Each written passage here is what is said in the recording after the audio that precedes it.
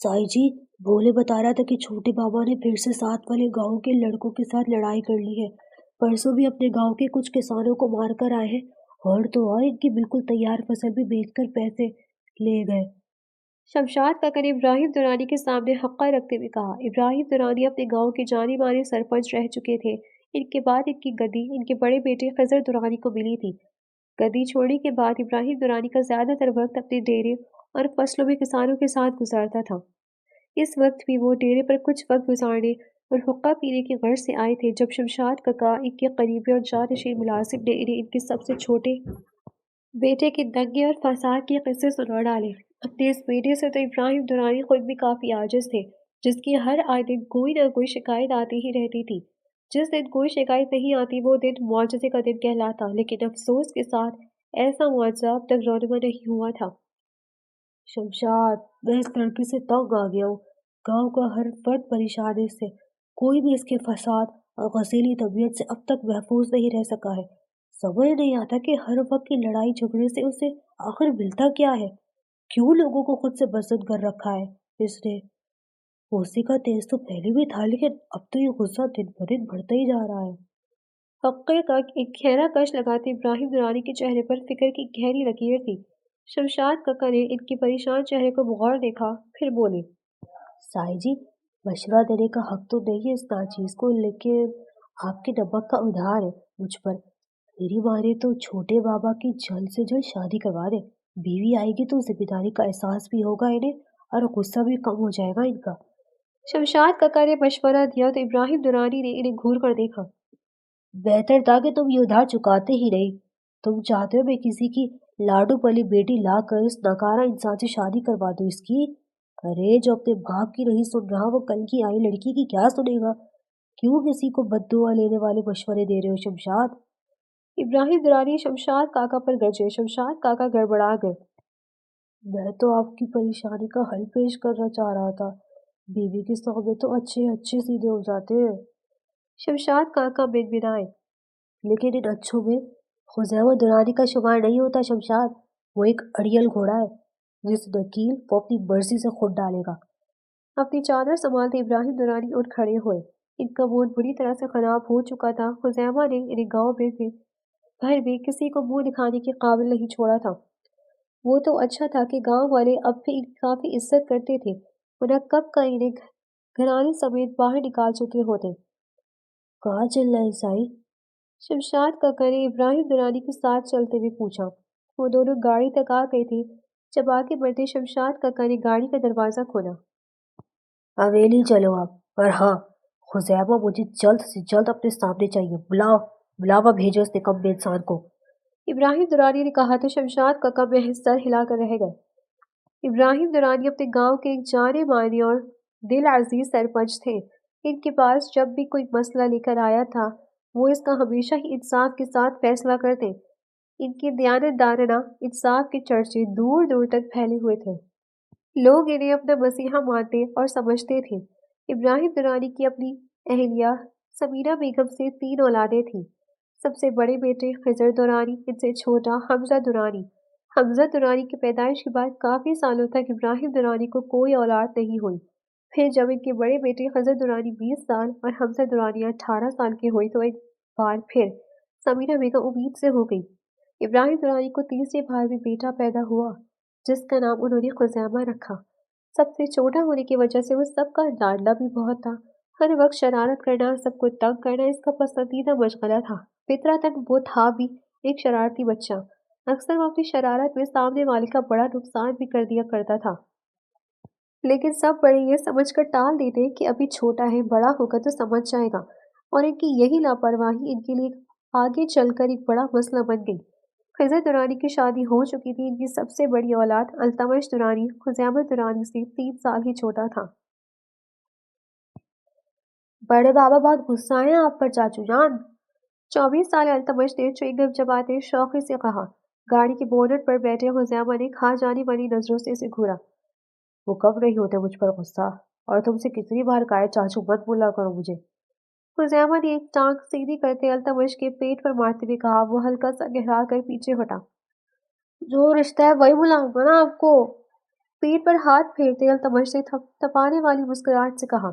خزیمہ کچھ نہیں بولا بلکہ دور پھیلی فصلوں میں غروب ہوتے سورج کو دیکھنے لگا۔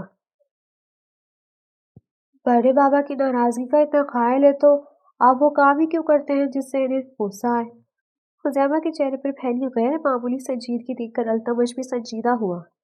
لوگوں سے کہو وہ سدھر جائیں، میں یہ کام کرنا چھوڑ دوں گا۔ بورڈ پر چابی بجاتے خزیمہ نے کہا۔ ساتھ والے گاؤں کے لڑکوں کو کیوں مارا تھا آپ نے؟ التمش نے پوچھا۔ خزیمہ کے چہرے کی سختی کچھ اور بڑھی، سفید چہرے پر غصے کی سرخی چھائی۔ وہ اسی لائق تھے۔ اس کا غصہ کچھ یاد کرتے پھر سے عود آیا۔ ایسا بھی کیا کر دیا تھا انہوں نے؟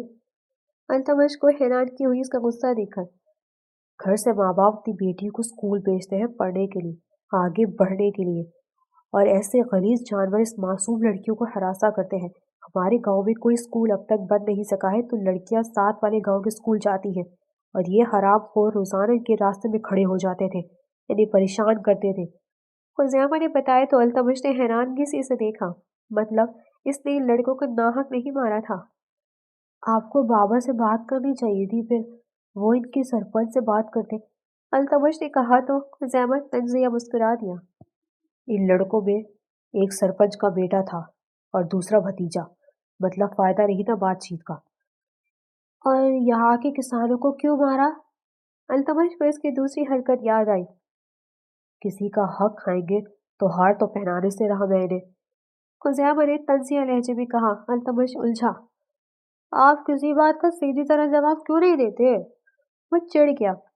سیدھی بات یہ ہے لاڈلے کہ ان کی فصل کسی کے ارمانوں کے جنازوں پر آگ لگ رہی تھی۔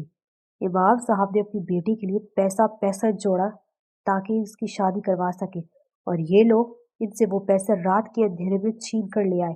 اسی پیسے سے یہ لوگ اپنی فصل تیار کر رہے تھے، بس پھر میں نے بھی فصل بیچی اور پیسے امام صاحب کو دے دیے۔ خزیمہ نے پوری بات بتائی تو التمش خنک بن کر اسے دیکھتا رہا۔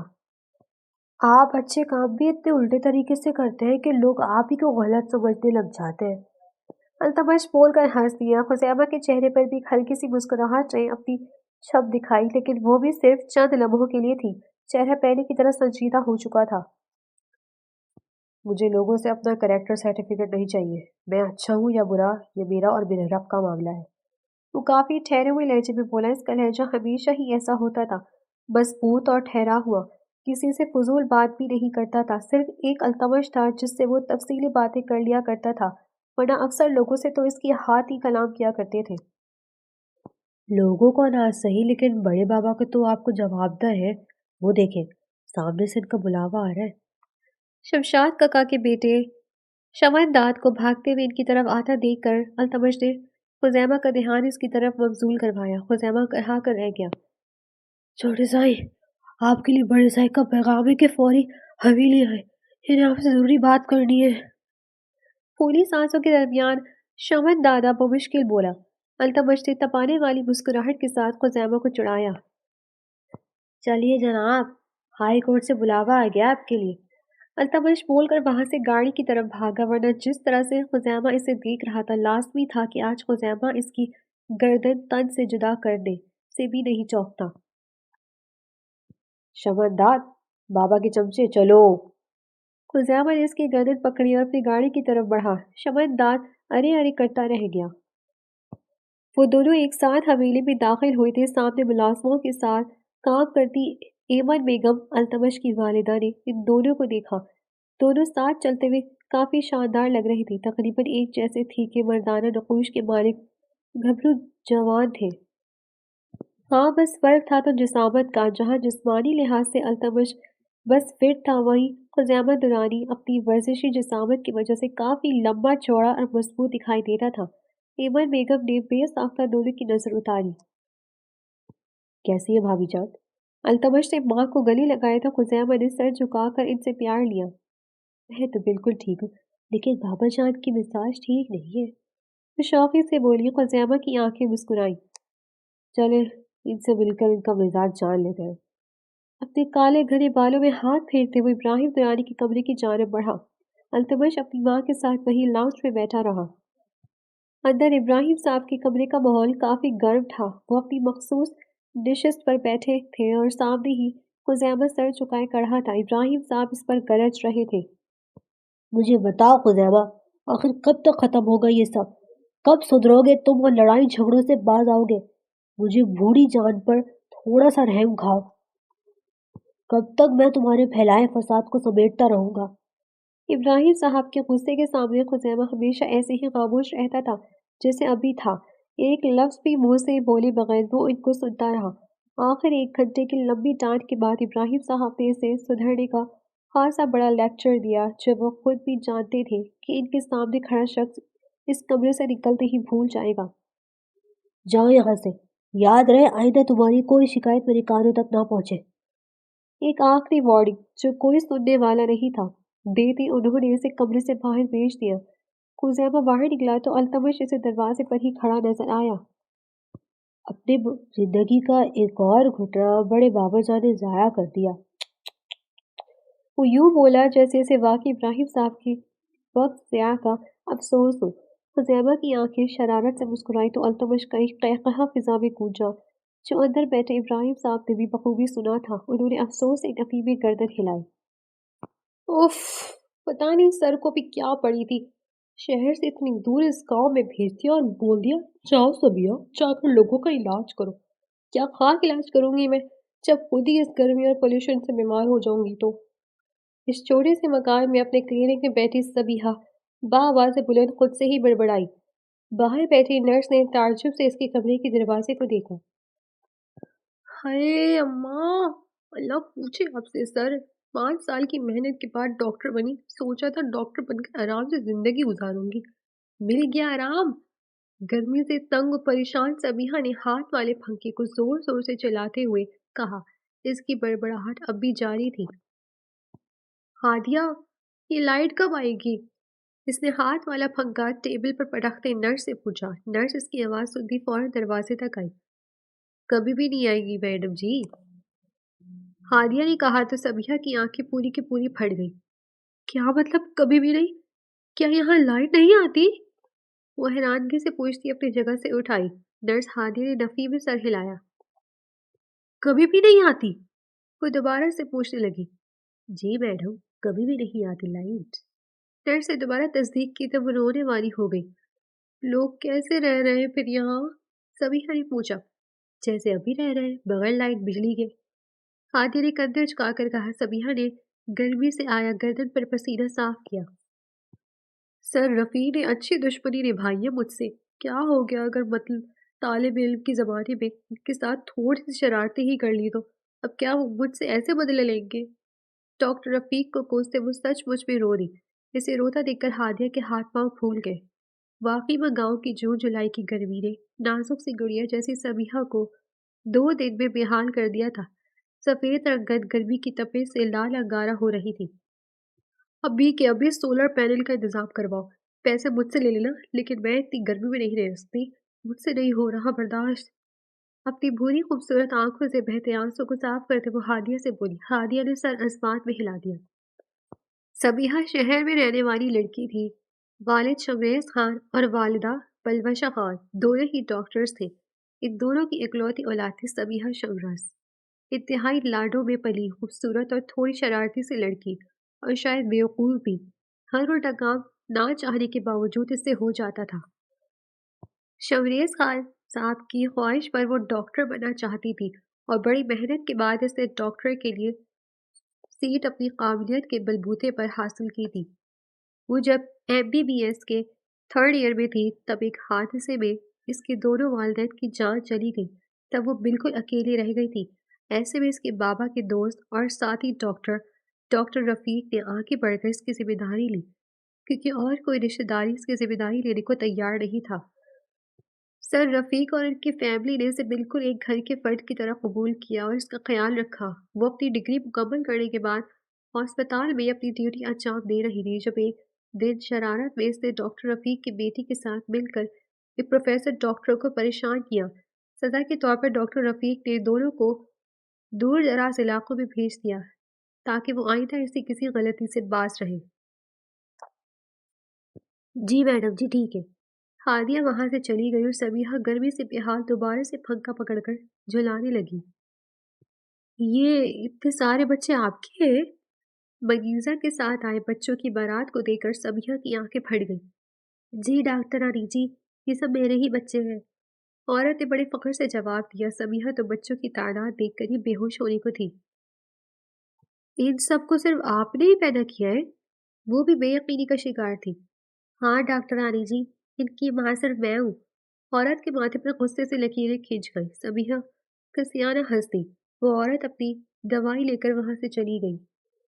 یہ چل کیا رہا ہے؟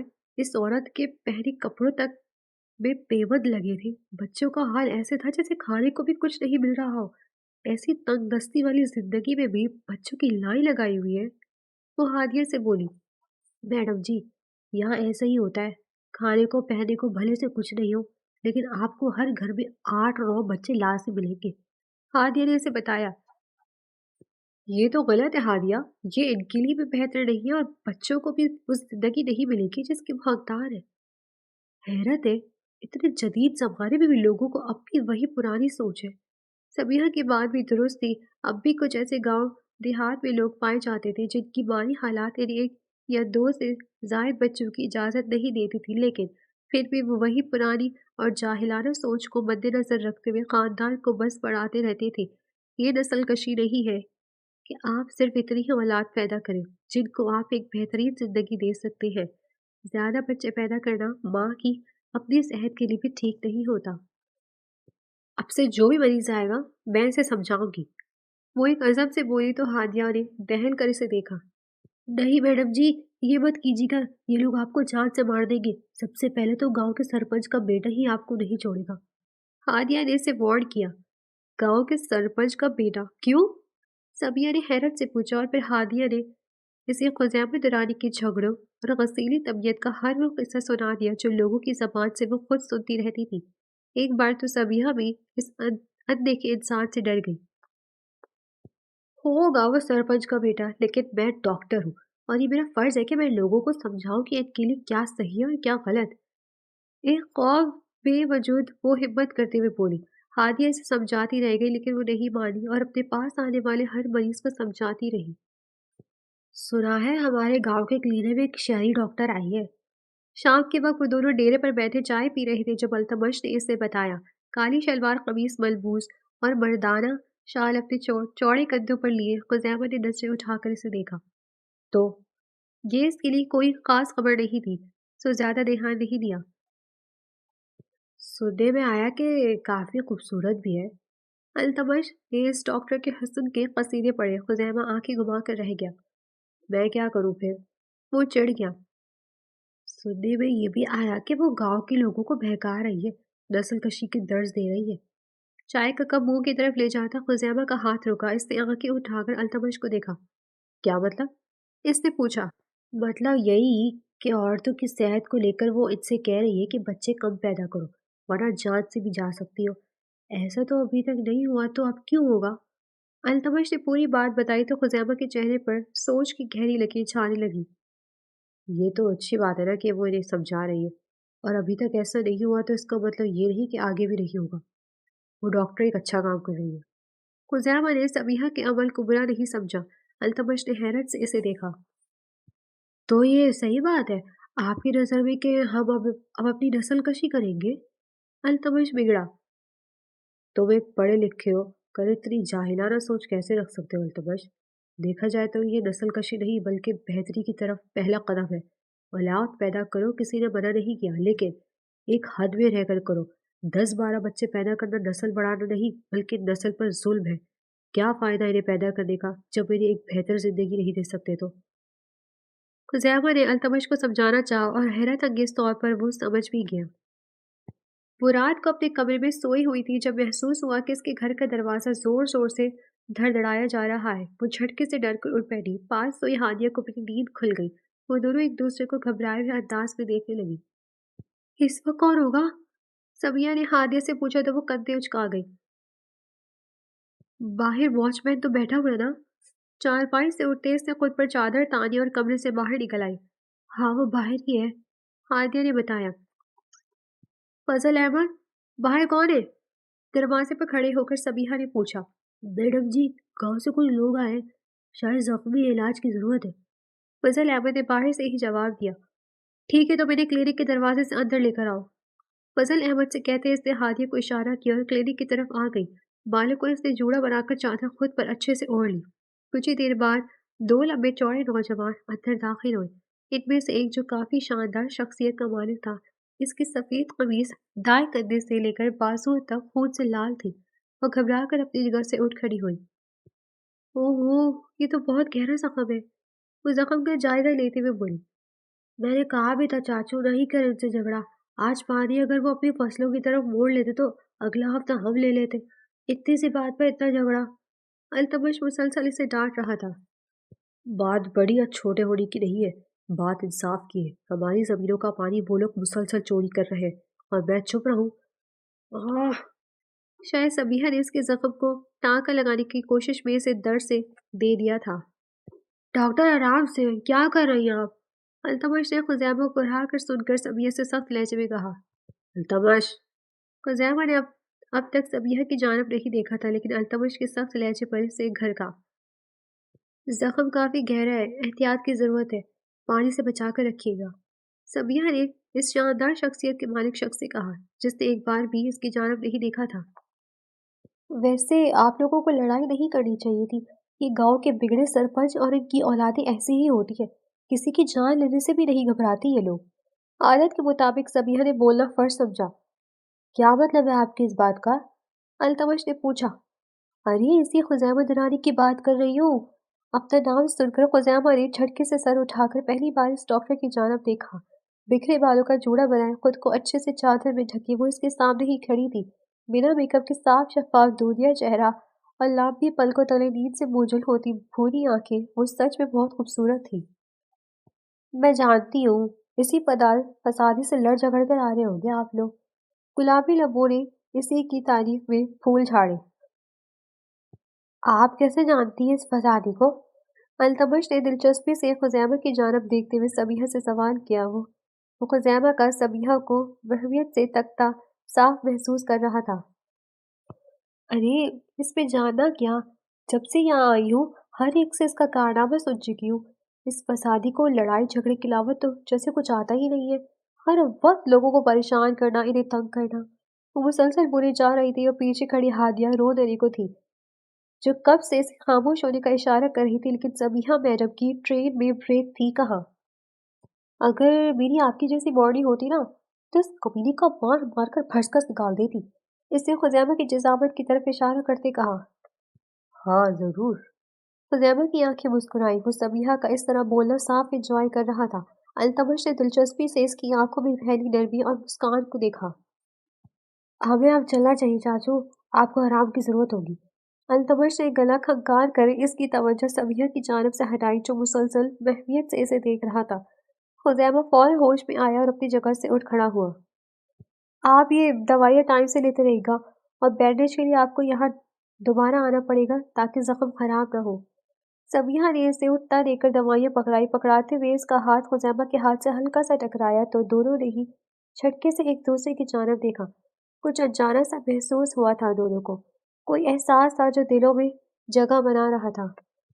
खुजैमा नजरें चुराता फौरन वहां से निकला। इसके पीछे ही अल्तमश भी निकल गया। पीछे सबीहा कई लम्हे इस दरवाजे को तकती रही जहां से वो अजनबी अभी भी निकल कर गया था।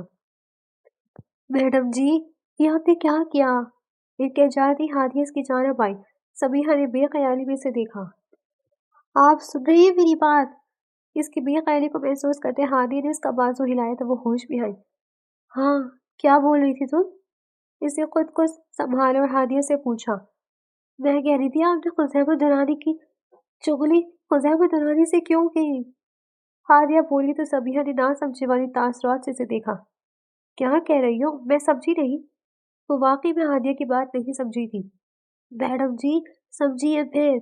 आपने खुजैमा दुरानी के सामने इसकी बुराई कर ली। वो खुजैमा दुरानी था।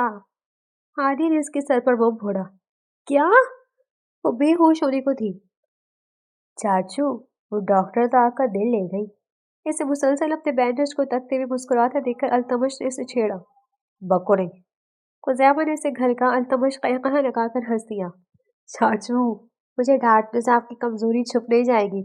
वो कहते हैं ना, इश्क और मुश्क छुपाए नहीं छुपता। अल्तमश इसे छेड़ने से बाज नहीं आया तो खुज़ैमा ने तकिया उठाकर उसके मुंह पर दे मारा। दोनों इस वक्त खुज़ैमा के कमरे में बैठे हुए थे। ऐसे लोगों ने तो काफी बुराइयां कर ली आपकी इनसे, काफी कुछ गलत जान दिया आपके बारे में।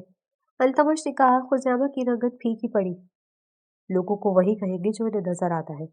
इसने अपनी गलती तस्लीम की थी। जैसे कि वो अगर अपने तौर तरीके दुरुस्त रखता तो लोग इसके बारे में इतने बुरे ख्यालात नहीं फैलाते। आपने आगे का कुछ सोचा है? कैसे करेंगे मोहब्बत का इजहार?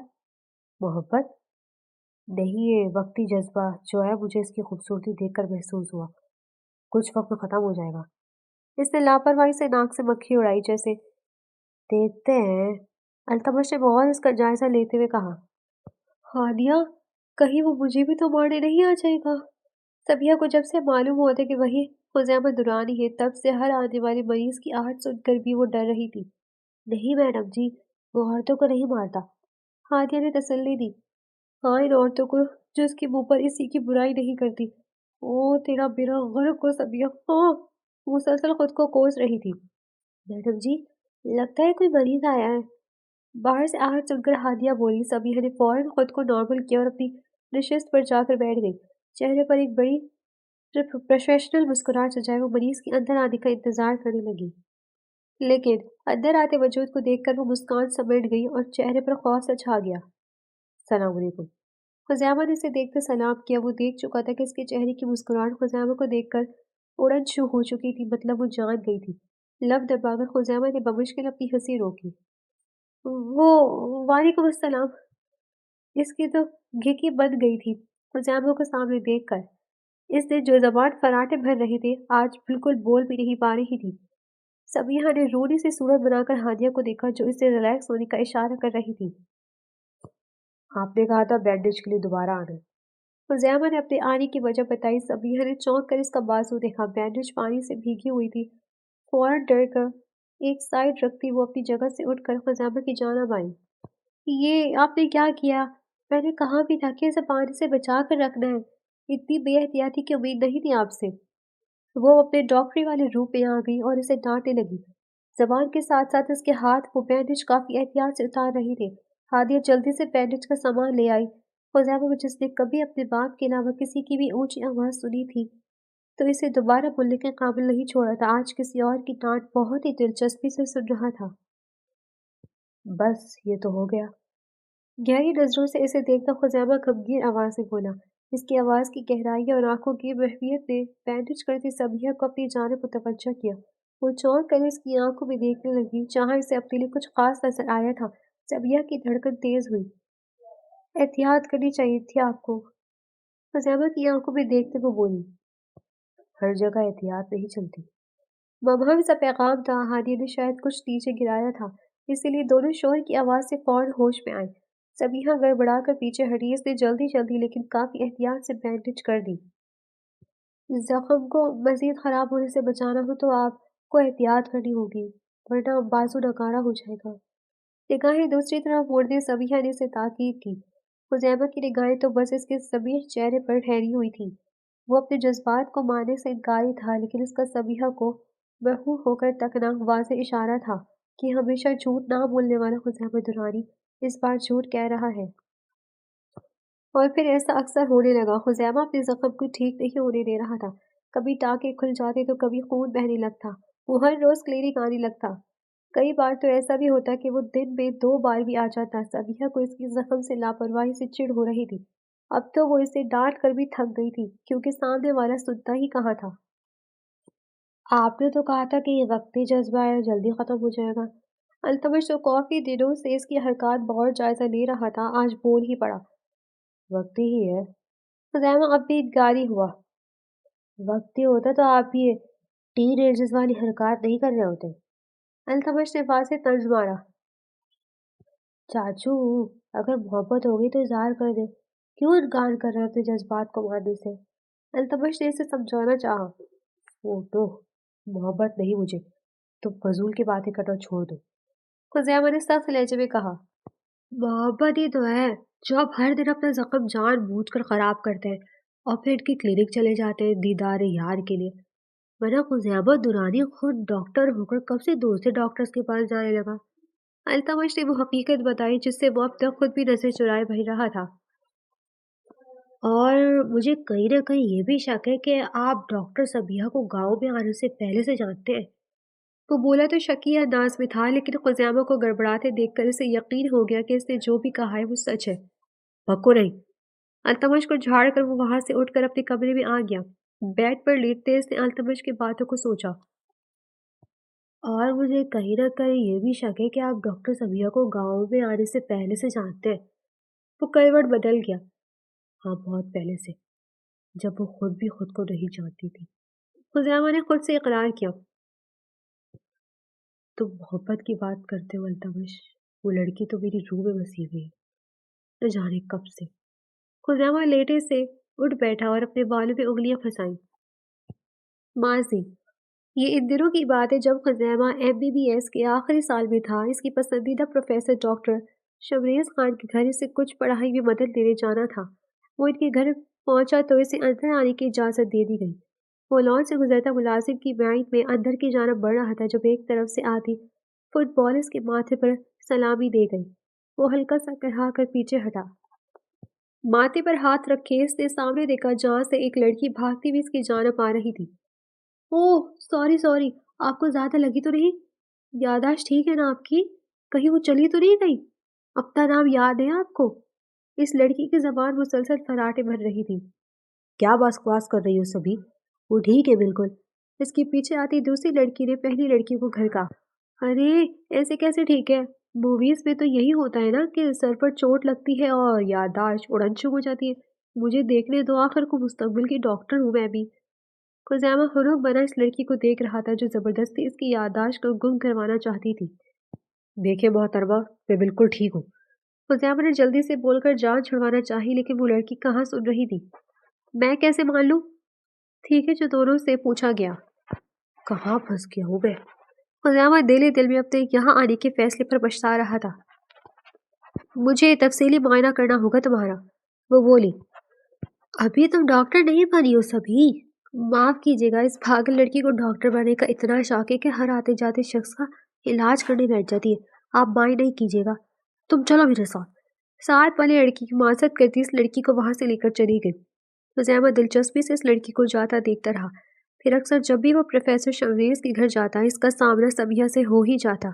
सबिया तो लापरवाही से इसे देखकर अनदेखा कर देती थी, लेकिन वो देर तक इसी जगह खड़ा सांस भरता रहता जहां इस मनचाही लड़की की खुशबू बसी थी। प्रोफेसर शबरेज का वो खास और पसंदीदा तालिब इल्म था जिस पर वो आंखें बंद करके भरोसा करते थे। उन्होंने ही एक दिन इस पर यकीन करके इसे बताया कि कुछ लोग इनकी जान के दुश्मन बने हुए हैं जो इन्हें मारना चाहते हैं, कि उन्होंने कुछ डॉक्टर के लिबास में छुपे हैवानों के काले धंधों को बेनकाब किया है। अब वो परेशान थे तो सिर्फ अपनी बेटी सबिहा के लिए। वो इसे किसी मजबूत सहारे के आसरे छोड़ना चाहते थे। डॉक्टर रफीक से भी उन्होंने बात की थी, लेकिन ज्यादा और अंधा भरोसा इन्हें खुज़ैमा पर था। वो चाहते थे कि खुज़ैमा इनकी बेटी से शादी कर ले, लेकिन मोहब्बत होने के बावजूद खुज़ैमा इनकारी था कि वो सबिहा के जहन पर कोई मनफी असर नहीं पड़ने देना चाहता था। एक दिन अस्पताल में ड्यूटी देते खुज़ैमा को एक कॉल मौसूल हुई जिसमें बताया गया कि डॉक्टर शमरेज और इनकी अहलिया को मार दिया गया है और तासुर ये दिया गया कि वो एक हादसा था। अब खुज़ैमा को सबिहा को इनकी नज़रों से छुपाना था, वरना वो लोग इसे भी मार देते। इसलिए इसने डॉक्टर रफीक से कहकर सबिहा को इनके घर भिजवा दिया। लेकिन हालात तब बिगड़े जब इन कातिल लोगों को मालूम हुआ कि डॉक्टर शमरेज की बेटी है एक, और वो डॉक्टर रफीक के घर में है। खुज़ैमा ने डॉक्टर रफीक से कहकर सबिहा को अपने पास गांव बुला लिया और अब वो वहीं रहकर इसकी हिफाजत कर रहा था। सबिहा को आज तक अपने वालिदैन की मौत की असल वजह मालूम नहीं थी, और ना ही ये कि कोई है जो दूर रहकर भी इसकी हिफाजत कर रहा है। हाल डॉक्टर रफीक सबिहा से मिलने गांव आए थे। अंकल, ये आपने बहुत बड़ा जुल्म किया है मुझ पर। किस गांव में भेज दिया आपने मुझे? वो अपना दुखड़ा रो रही थी। डॉक्टर रफीक हंस दिए। ये तो आपकी अपनी शरारत की सजा है ना बेटे। वो बोले, इतनी सख्त सजा? सबिया मुंह बनाकर बोली। बेटे, यहाँ रहने वाले भी तो इंसान है ना। उन्होंने उसे समझाना चाहा। انکل میں گھر کب جاؤں گی؟ وہ اپنے مطلب کی بات پر آئی۔ اب آپ اپنے گھر جائیں گی، مطلب اپنے شوہر کے گھر۔ شوہر؟ لیکن میری تو ابھی شادی بھی نہیں ہوئی، وہ حیرانگی سے انہیں دیکھتے بولے۔ ہو ہی رہی تو ہو جائے گی۔ مسکرا کر بولے۔ انکل مجھے آپ کی باتیں سمجھ نہیں آ رہی، ان کی پہیلیوں سے وہ چڑھ گئی۔ سبیہ بیٹے، میں نے آپ کا رشتہ طے کر دیا ہے، لڑکا ڈاکٹر ہے، آپ کے بابا بھی اسے جانتے تھے۔ انہوں نے اس کے سر پر بم پھوڑا، وہ بے یقینی سے انہیں تکنے لگی۔ انکل رشتہ ایسے کیسے طے کر دیا آپ نے؟ میں تو جانتی بھی نہیں اسے۔ وہ اب بھی بے یقینی کا شکار تھی۔ کیا یہ کافی نہیں کہ آپ کے بابا اور میں اچھے سے جانتے ہیں اسے؟ انہوں نے اس سے الٹا سبیہ سے سوال کیا، وہ ڈھیلی پڑی۔ لیکن پھر بھی انکل، زندگی مجھے گزارنی ہے اس کے ساتھ۔ وہ سر جھکائے اپنی انگلیوں کو مروڑتے ہوئے بولی۔ ایک بار نکاح ہو جائے تو جان لے گی آپ بھی کہ ہمارا فیصلہ غلط نہیں تھا، لیکن اگر انکار کرنا چاہتی ہے تو یہ بھی جان لے کہ یہ رشتہ آپ کے بابا بڑھنے سے پہلے طے کر گئے تھے، لیکن زندگی نے اتنی مہلت ہی نہیں دی۔ وہ اس کے سر پر ہاتھ رکھتے اپنی جگہ سے اٹھ گئے اور کمرے سے باہر نکل گئے تاکہ وہ اکیلے میں سوچ سکے۔ پیچھے وہ صرف یہ سن کر کہ شمریز صاحب اس رشتے کو جوڑ کر گئے تھے، وہ مان گئی۔ آپ کا نکاح کل ہی ہوگا، میں خزیمہ کو بتا دوں۔ ڈاکٹر رفیق نے سامنے جیسے ہی اس نے رشتے کے لیے حامی بھری، وہ کہنے لگے۔ نام خزیمہ سن کر وہ چونکی، لیکن پھر سوچا دنیا میں ایک ہی شخص کا نام تو خزیمہ نہیں۔ انکل اتنی جلدی کس بات کی آپ کو؟ نکاح صرف کل ہی کیوں؟ کل کے نکاح کو سن کر وہ تھوڑا چونک گئی۔ بچے ابھی ہم آپ کے کچھ نہیں بتا سکتے، ایک بار نکاح ہو جائے پھر آپ کو تمام سوالات کا جواب مل جائے گا۔ رفیق انکل نے اسے سمجھایا، لیکن وہ بولنا چاہتی تھی۔ لیکن کچھ نہیں، آپ جائیں اور سو جائیں، کل آپ کی زندگی کا بہت بڑا دن ہے۔ زندگی کا بڑا دن، وہ بھی اتنا پھیکا۔ وہ سوچنے لگی، کیا ماما بابا ہوتے تو تب بھی مجھے اتنی جلدی بیاہ دیتے، چوروں کی طرح۔ آنکھوں سے آنسو بہہ نکلے، وہ کروٹ بدل کر دیر رات تک تکیہ بھگوتی رہی اور آخر کار نیند کی دیوی اس پر مہربان ہو گئی۔ صبح اس کی آنکھ کسی کے جھنجھوڑنے پر کھلی، سامنے دیکھا تو ہادیہ تھی۔ اٹھے میڈم جی، ہادیہ کہہ رہی تھی۔ ہادیہ، تم جانتی ہو کل رات میں نے بھیانک خواب دیکھا کہ آج میرا نکاح ہونے والا ہے۔ وہ نیند میں ہادیہ کے گلے جھول گئی۔ ہادیہ نے حیرت سے اسے دیکھا۔ خواب؟ اٹھے میڈم جی، وہ خواب نہیں ہے، آپ کا نکاح ہے، سچ ہے۔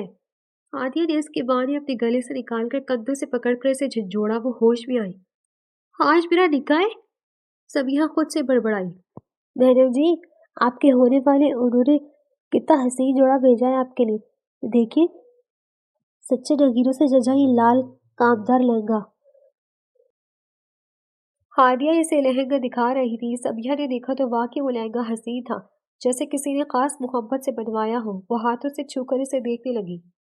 کچھ ہی دیر میں ہادیہ نے اپنے ہاتھوں کے جوہر دکھا کر اسے بالکل تیار کر دیا، دلہن کی طرح۔ آئینے میں خود کو دیکھ کر وہ بھی حیران تھی کہ اتنا روپ کیسے آ گیا۔ ایسا روپ تو صرف من چاہی دلہن کے چہرے پر آتا ہے۔ وہ خود کو ہی پہچان نہیں پا رہی تھی۔ چھوٹے سے قافلے نما بارات ان کے گھر آئی تھی۔ سبیہ اپنے جذبات نہیں سمجھ پا رہی تھی، اپنا آپ اسے خالی خالی سا محسوس ہو رہا تھا۔ نکاح کے وقت باپ کے حصار اور ماں کی ممتا کا شدت سے احساس ہوا تو وہ پھوٹ پھوٹ کر رو دی۔ بارات میں ساتھ آئے دولہے کے رشتہ دار اسے حوصلہ دے رہے تھے، لیکن اس کی رونے میں کمی نہیں آئی۔ مجبوراً رفیق انکل کو ہی بلانا پڑا، تب جا کر وہ کچھ نارمل ہوئی۔ اس کی بارات میں آئے لوگ جا چکے تھے۔ بیٹا، خزیمہ آپ سے ملنا چاہتے ہیں۔ رفیق انکل نے کہا تو اس کے ہاتھ پاؤں پھول گئے۔ وہ کیسے ملے گی شخص سے جسے کچھ دیر پہلے اس کے ساتھ جوڑا گیا ہے؟ انکل پلیز نہیں، اس نے منع کرنا چاہا لیکن وہ کچھ بھی سنے بغیر باہر نکل گئے۔ اوف، ریلیکس ہو جاؤ سبیہ، کام ڈاؤن، بالکل ویسے ہی ملنا جیسے اپنی مریضوں سے ملتی ہو۔ وہ خود سے بڑبڑانے لگی، پھر سمجھ آیا کہ وہ کیا بول گئی تو گڑبڑا گئی۔ لا حول ولا قوت، کیا بکواس کر رہی ہوں میں بھی۔ گہرے سانس پڑتے اس نے خود کو کوسا اور خود کو نارمل کرنے لگی۔ جب دروازے پر دستک ہوئی، اس نے زور سے مٹھیاں بھیج لی۔ آ جائے۔ باہر کھڑے وجود کو اندر آنے کی اجازت دی۔ دروازہ کھول کر کوئی اندر آیا۔ ماں نے گھبراہٹ کے سبیہ نے اس کی جانب دیکھا بھی نہیں۔ السلام علیکم، غمگین آواز میں سلام کیا گیا، لیکن آواز نے سبیہ کو چونکا دیا۔ اس نے جھٹکے سے سر اٹھا کر سامنے کھڑے خزیمہ کو دیکھا، یوں لگا جیسے پورے گھر کی چھت اس کے سر پر آ گری ہو۔ وہ اپنی جگہ سے اٹھ کھڑی ہوئی، جبکہ خزیمہ تو کسی اور ہی جہاں میں تھا۔ سامنے کھڑی خود کو بے یقینی سے تکتی لڑکی جو اس کے دل کی ملکہ تھی، جسے اس نے ٹوٹ کر چاہا تھا، آج آخر کار اسے مل ہی گئی تھی۔ دل بار بار شکر کے لیے جھکا جا رہا تھا۔ صبیہ کے دلہاپے والے روپ میں خزیمہ کو چارے خانے چت کر گئی تھی۔ وہ آس پاس سے بیگانہ صرف صبیہ کو ہی دیکھ رہا تھا، جبکہ صبیہ کا حال تو وہ تھا کہ کاٹو تو بدن میں لہو نہیں۔ تم تم یہاں کیا کر رہے ہو؟ وہ چلائی۔ خزیمہ نے مسکرا کر اسے دیکھا، امید تھی کہ وہ یہی کرے گی۔ اپنی منگوا سے ملنے آیا ہوں۔ مردانہ شال کو اپنے کندھوں پر درست کرتے وہ ہنستا ہوا بولا۔ صبیہ کو لگا جیسے کسی نے اس کے کانوں میں پگھلا ہوا سیسا ڈال دیا ہو۔ انکل کہاں ہیں آپ؟ وہ چلائی۔ خزیمہ بھکلا گیا اور جلدی سے آگے بڑھ کر اس کی کمر سے تھام کر دیوار سے لگایا اور اس کے منہ پر اپنی ہتھیلی جمائی۔ کیا کر رہی ہو بیوقوف لڑکی؟ ایسے چلاؤ گی تو وہ سمجھے کہ کچھ غلط کر رہا ہوں میں۔ آہ! وہ بول ہی رہا تھا جب صبیہ نے اس کی ہتھیلی پر دانتوں سے کاٹ دیا۔ جنگلی بلی! ہتھیلی کو دیکھتے اس نے صبیہ کو گھورا جو فاتحانہ نظروں سے اسے ہی گھور رہی تھی۔ چھوڑو مجھے بدماش فسادی! کوئی منگوا نہیں ہوں میں تمہاری، نکلو میرے گھر سے۔ اپنی کمر سے اس کا ہاتھ ہٹانے کوشش کرتے صبیہ نے اس کو فولادی سینے پر ہاتھ مارا، لیکن خود کو درد ہوا۔ کیا کر رہی ہو جان؟ لگ جائے گی۔ اس کا وہی ہاتھ تھام کر خزیمہ نے پکڑ کر اپنے لبوں سے لگایا۔ اس کے ہونٹوں کا لمس اپنے ہاتھ پر محسوس کرتے صبیہ کی دھڑکنیں تیز ہو گئی۔ وہ پھٹی پھٹی آنکھوں سے اسے دیکھ رہی تھی جب خزیمہ نے اس کی محویت محسوس کرتے ہلکا سا اس کے چہرے پر جھک کر پھونک ماری۔ صبیہ ہوش میں آئی۔ ہٹو پیچھے! وہ غرائی، لیکن خزیمہ کی گرفت اس کی کمر پر مضبوط ہو گئی۔ سالوں کے لمبے انتظار کے بعد تمہیں پایا ہے، نہیں ہٹ سکتا اب پیچھے۔ آہستہ سے جھکتے اس نے اپنے ہونٹ صبیہ کی پیشانی پر رکھے اور وہیں رکھ کے رہنے دیے۔ وہ کافی دیر تک اس کے بالوں کی خوشبو اپنی سانسوں میں اتارتا خود کو یقین دلواتا رہا کہ اب وہ اس کی ہے، صرف اس کی، اور اس کی حفاظت کے لیے وہ کسی بھی حد تک چلا جائے گا۔ تم نے انکل کو ڈرایا دھمکایا نا نکاح کے لیے؟ ضرور انہیں کچھ ایسا کہا ہوگا جس سے مجبور ہوتے انہیں جھوٹ بول کر میرا تم سے نکاح کروانا پڑا، ورنہ بابا میرے لیے کیسے ایک بدماش کو چن سکتے تھے؟ صبیہ نے اپنی قیاس عنایت کی کھی۔ خزیمہ اسے دیکھ کر رہ گیا۔ کافی اچھے خیال رکھتی ہو میرے لیے محترمہ۔ اسے واقعی میں تعجب نہیں ہوا، جانتا تھا کہ جو کچھ لوگوں نے اس نے خزیمہ کے حوالے سے کہا ہے وہ یہی سوچ رکھنے والی تھی اس کے بارے میں۔ نہیں، انہوں نے تم سے کوئی جھوٹ نہیں کہا۔ اس رشتے میں ڈاکٹر شمریز کی رضامندی شامل تھی، مطلب تمہارے بابا ہی طے کر کے گئے تھے ہمارا رشتہ۔ خزیمہ نے اس کا دل ڈاکٹر رفیع کی جانب سے صاف کرنا چاہا۔ نہیں، تم جھوٹ بول رہے ہو، بابا میرے ساتھ ایسا نہیں کر سکتے۔ تم ایک بدماش نکمے انسان ہو، ہر کسی سے لڑائی جھگڑے کرنے والے کو بابا میرے لیے چن ہی نہیں سکتے۔ تم جھوٹ بول رہے، بولو کہ جھوٹ ہے یہ سب۔ وہ رونے لگی تھی۔ خزیمہ نے ہاتھ بڑھا کر اس کے آنسو اپنی انگلیوں پر چنے۔ یہ سچ ہے صبیحہ، اور میرے بارے میں تم بہت بڑی غلط فہمی کا شکار ہو۔ آؤ چلو میرے ساتھ، تمہیں سب سچ بتاتا ہوں۔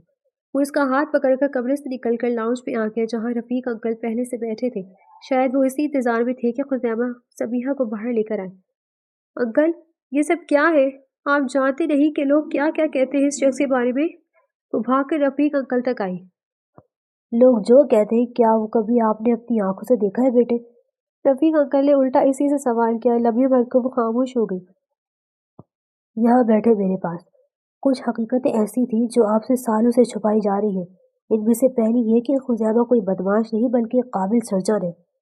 اسے ساتھ ساتھ بٹھائے رفیق انکل نے اس کے سر پر بم پھوڑا۔